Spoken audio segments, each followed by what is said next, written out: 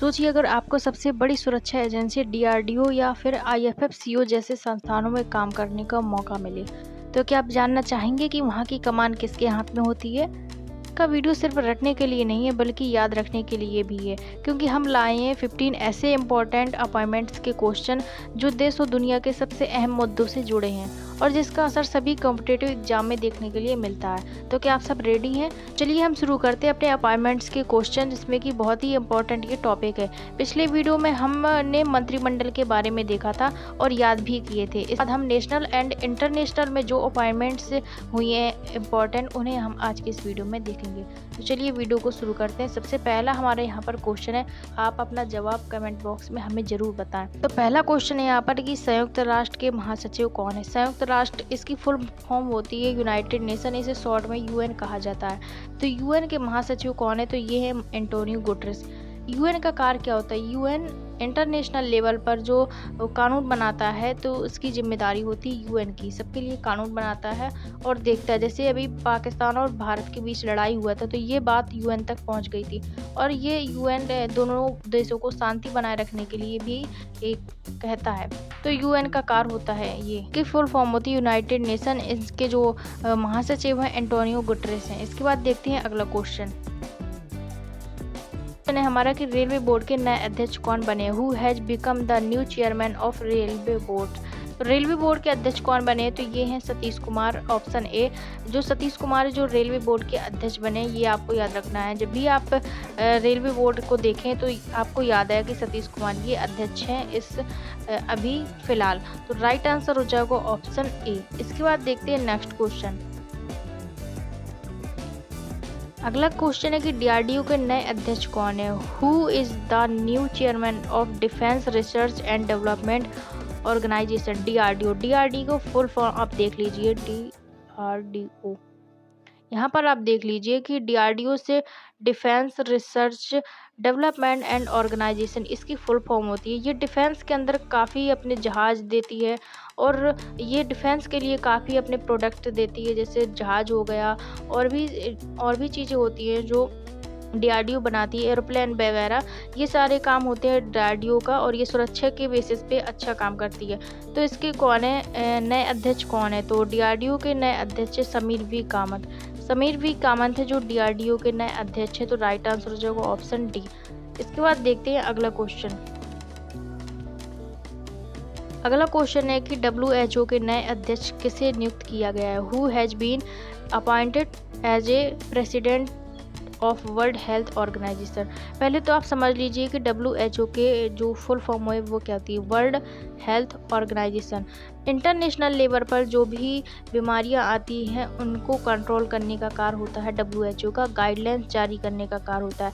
जैसे कि अभी कोरोना आया था, कोरोना में WHO गाइडलाइंस जारी करता है और उसके बचाव के नियम भी सभी देशों को बताता है। तो ये WHO का कार्य होता है। तो इसके जो अध्यक्ष है ये नियुक्त किया गया है टेड्रोस एडनोम इबोला को।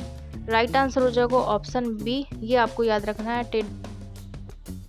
नेक्स्ट क्वेश्चन है कि WTO का वर्तमान अध्यक्ष कौन है? WTO क्या होता है? तो WTO होती है वर्ल्ड ट्रेड ऑर्गेनाइजेशन। ये इंटरनेशनल लेवल पर व्यापार करती है और सभी देशों से व्यापार करने के लिए कहती है। जैसे कि कोई भी व्यापार संबंधी नियम बनाना होता है दो देशों के बीच में, तो ये WTO करती है।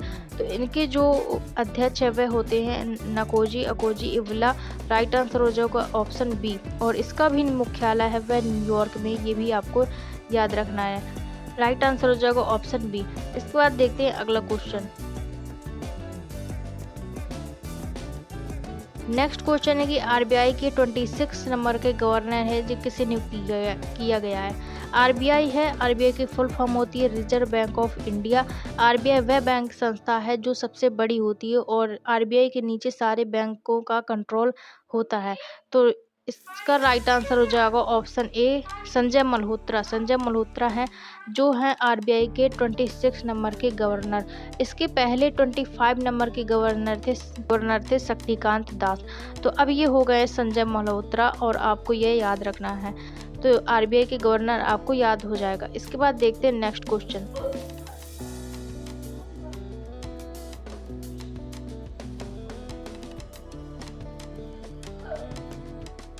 नेक्स्ट क्वेश्चन है कि माइक्रोसॉफ्ट के चेयरमैन कौन है? चेयरमैन ऑफ माइक्रोसॉफ्ट, तो माइक्रोसॉफ्ट के चेयरमैन है सत्या नडेला। यहाँ पर आपका राइट आंसर जो ऑप्शन है, यहाँ पर आपको पी है हटा देना है। सत्या नडेला है जो माइक्रोसॉफ्ट के चेयरमैन है। राइट आंसर जो ऑप्शन ए। और ये संजय मल्होत्रा तो अभी हमने देखा है कि ये आरबीआई के गवर्नर हैं। इसके बाद देखते हैं नेक्स्ट क्वेश्चन। अगला क्वेश्चन है यहाँ पर कि सीआरपीएफ के जो नए अध्यक्ष किसे नियुक्त किया गया? Who has been appointed as the new chief of central reserve police force. CRPF का पहले आप फुल फॉर्म देख लीजिए। तो सीआरपीएफ की फुल फॉर्म है सेंट्रल रिजर्व पुलिस फोर्स। ये केंद्र स्तर पर काम करती है सीआरपीएफ, जिसके जो अध्यक्ष हैं वह ज्ञानेंद्र प्रताप सिंह है। यहाँ से आपको ये नाम याद रखना है। तो सीआरपीएफ के अध्यक्ष कौन है?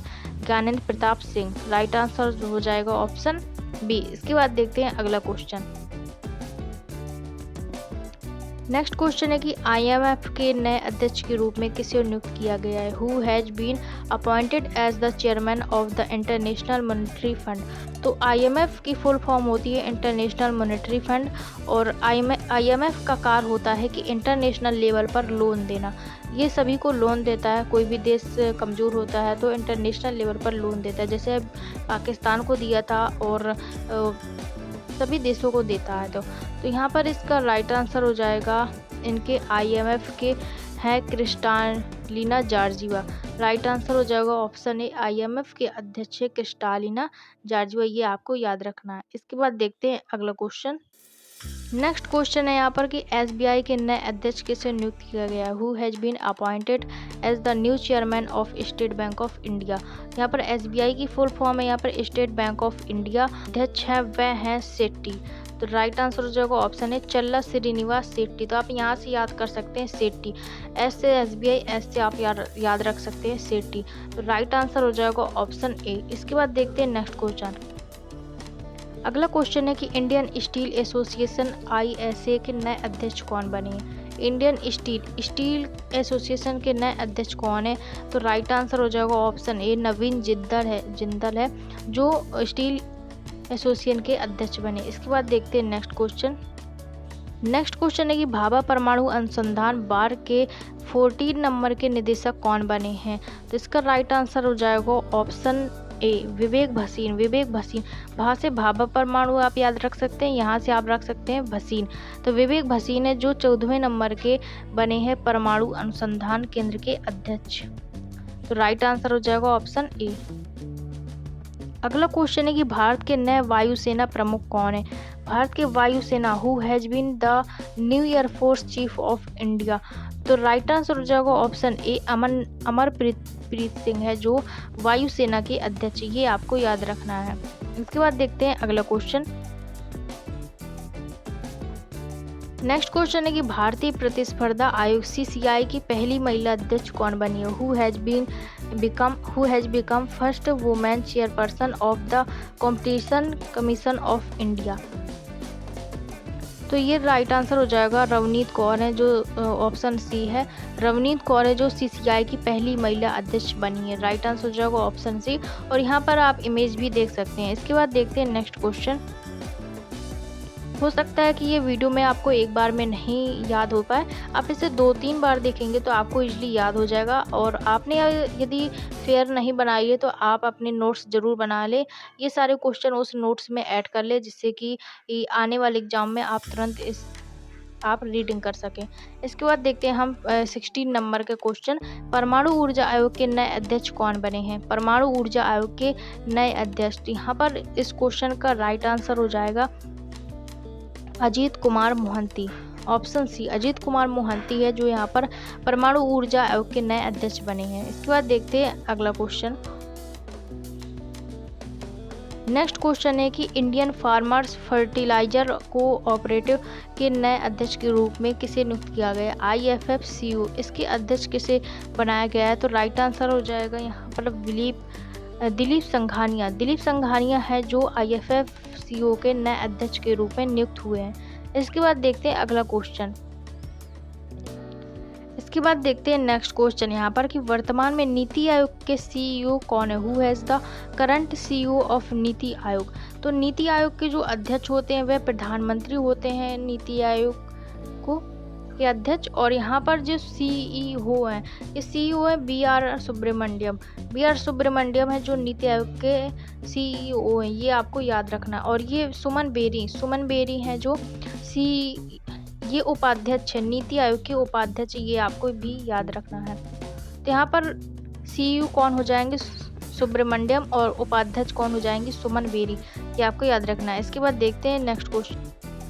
अगला क्वेश्चन है कि महाराष्ट्र राज्य का पुलिस महानिदेशक किसे नियुक्त किया गया, who has been appointed as the director general of police of Maharashtra state. तो राइट आंसर हो जाएगा यहाँ पर ऑप्शन हो जाएगा संजय कुमार वर्मा, ऑप्शन बी। यहाँ पर महाराष्ट्र पुलिस के महानिदेशक कौन है, संजय कुमार वर्मा, जो महाराष्ट्र पुलिस के महानिदेशक के रूप में नियुक्त हुए हैं। तो राइट आंसर हो जाएगा ऑप्शन बी। इसके बाद देखते हैं अगला क्वेश्चन है नेशनल ग्रीन ट्रिब्यूनल एनजीटी के अध्यक्ष कौन बने हैं। तो राइट आंसर हो जाएगा ऑप्शन डी, जस्टिस प्रकाश श्रीवास्तव में जो एनजीटी के नए अध्यक्ष बने, ये आपको याद रखना है। ये सारे इंपॉर्टेंट क्वेश्चन हैं, तो ये आप अपने कॉपी में जरूर नोट डाउन कर लें, वरना आगे भूल जाएंगे आप। इसके बाद देखते हैं अगला क्वेश्चन।